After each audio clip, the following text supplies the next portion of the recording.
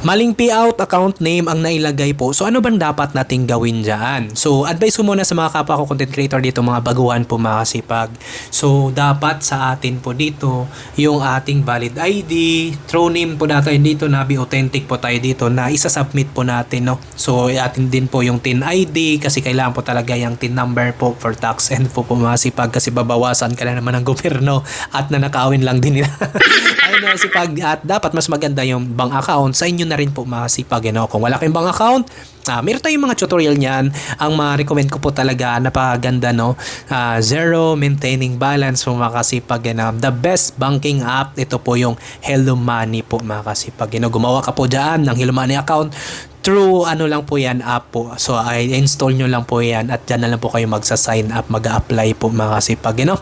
And then dito naman tayo sa PayPal kung gusto nyo po mga kasipag, kung ayaw nyo ng bank account po, no. PayPal po, madali lang po dyan. Ang dami nating tutorial yan po mga kasipag, you know. Nasa YT po yan po mga kasipag.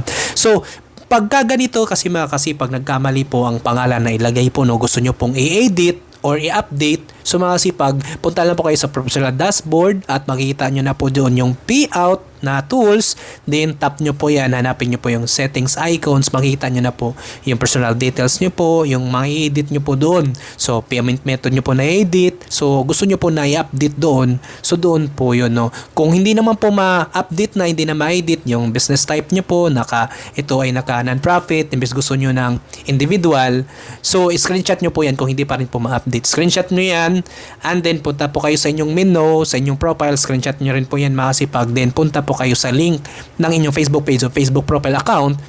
Yan po ay kukunin nyo po yung link po mga kasipag. And then, kayo po ay mag-a-appeal po doon kay Facebook po mga kasipag. Magsasubmit po kayo doon sa mga concern nyo po na gusto nyo pong i-update o ma-edit po mga kasipag dahil kayo po ay nagkamali. Yan, nakasubmit na po kayo. So, pati yun i-screenshot nyo po mga kasipag, then yung mensahe nyo po doon, submit nyo po yan.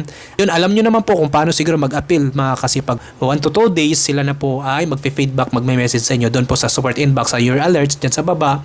Makita nyo na po dyan mga kasipag yung message po, no. And then basahin nyo na po dyan mga kasipag at i-attach nyo na rin po ulit, no, yung dapat nyo po na ma-update po mga kasipag.